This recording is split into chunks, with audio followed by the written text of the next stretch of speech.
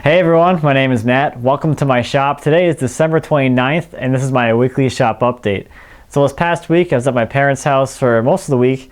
They live down in Kenosha, Wisconsin, and I got to meet a longtime subscriber of mine, Mike. I went out to visit him in his shop and he has a really nice setup there. He showed me some of the really amazing little boxes that he's been working on, and he also tried his hand at some end grain cutting boards. One of the things that he had in his shop that's really simple that I really liked and I've been wanting to do for a long time is he takes old tape measures that are broken, cuts them up, and he's got these little, basically little rulers all over his shop, so whenever he needs to measure something real quick, there's always a ruler nearby. And I've been wanting to do this for a long time, but I haven't had a tape measure break on me, and I didn't really feel like just cutting one up. So Mike was kind enough to just give me a little bit of tape here. So I'll be cutting this up and scattering these throughout my shop. And thanks, Mike. It was great to finally meet you. So when I got back from my visit, I had a little package here at my door. Last week I was saying how I don't have a mallet, and look what showed up. This is from Jay Bates. He was kind enough to send me a mallet. He even wrote me a little note on a piece of plywood here. So that's gonna go up on the wall behind me. But I was using this mallet today and it's heavy. This is gonna give me some pretty big forearms if I keep using this. But it does deliver quite a punch. So yeah, I like using it a lot. It's nice. So thank you, Jay. I'll be using this. You'll be seeing more of this as my work progresses here. And I'm sure I'm gonna have some giant arms now because this is a lot heavier than, where's my mallet? There it is. It's a lot heavier than the little mallet that I'm used to. I think this is like a 1 pound mallet or something. This is way more than a pound. So it's, yeah, it's pretty beefy. So thanks, Jay. I really appreciate it. All right, so this week in the shop, I didn't have much time, like I said, but I did get started on the doors for the secretary. I have one of them, the frames assembled. You can see that one here. I'll back the camera up a little bit. So I have one of the frames assembled here. I have the joinery cut. It's Morrison tenon. Here's what the top rail will look like. There you go. It's Morrison tenon, and it's got that mitered bead that I typically do on like all my doors nowadays. So yeah, this one's all set up. All the joinery is fit, and the beads are mitered and fit as well. So this one's pretty much ready to go. The only thing I left to do is to cut the groove into the top. Whee! Into the top there. I have to complete that groove there. And that's just done on the router table, but with a slot cutter. And then I can cut my panels to fit into the doors and then cut out the arch on the very top there. Whoop, like a little arch cut there. So this panel is going to be inside the door, and just to give you an idea of what that's going to look like, I'm really excited. This is going to look awesome. Something like that. Look at that amazing figure. That's cool. These are going to be awesome. I am so excited to get these things done because I've been waiting to see this for a long time. So in case you wanted to see what one of the other rails look like, so here's that integral bead. You know, this bead detail here is part of the door stiles and rails, and then the corners get mitered. So it's kind of like most doors that have a bead detail on them, the bead is applied, so the bead is cut and fit after the door is assembled, and it's a separate piece. But in this case, it's one piece, and it's all fancy pants. It's a really cool detail. I like doing it that way. It's not that challenging. You just have to have the steps in the right order. And I did do a video about that about 6 months ago if you're interested in learning more about how to make doors like that.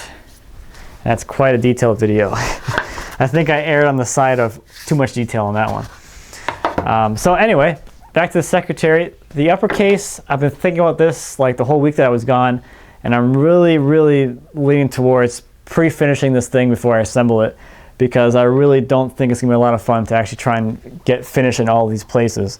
So what I'm planning on doing is taking it apart, getting it all finished, prepped, and then applying finish to all of the inside components, and just leaving the outside unfinished for now, so I can apply the face frame later.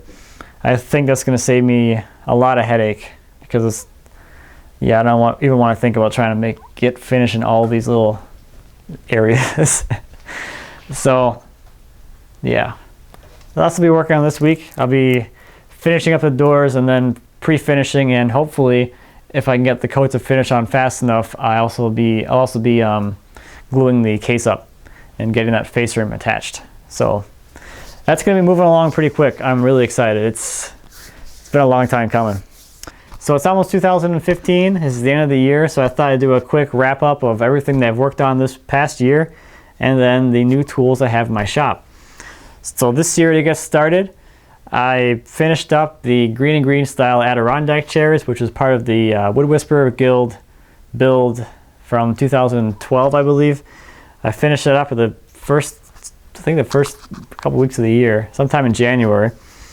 And the next big thing that I worked on for the year was my workbench.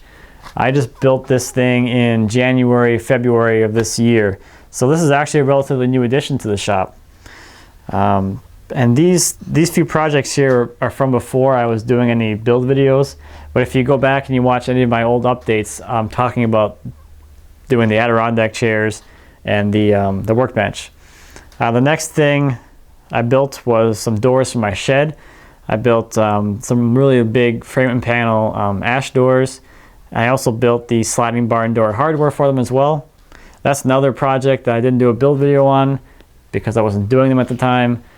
But if you look at my updates from a while ago, you can kind of see a little bit more about that one as well. The next thing I built was the dovetailed tea chest, and that was my first build video. I finished that one on May 19th is when I finished that project. Next project was the coffee table. That was another build video that I did. I did that one in July. After that, I was working on cutting boards for a while. If anyone remembers, I was doing that for a long time, and I still kind of am. The next thing after that was the birdhouse, and that was the first time I had ever tried the full blind miter dovetails, which was really awesome and pretty cool. And that's pretty much it for the completed projects. Throughout the year, I was working on the secretary, both the lowercase and more recently the uppercase. The lowercase, I got a lot of stuff done on that, and that's been going on for a long time. So I think in the spring and the shop update videos, I was talking about making the drawers and making the desk lid and working on the gallery and the gallery drawers and the prospect box and the prospect door. And then more recently, all of this thing here. And then the biggest thing that I accomplished this year as far as projects go was not woodworking related. It was my patio out back.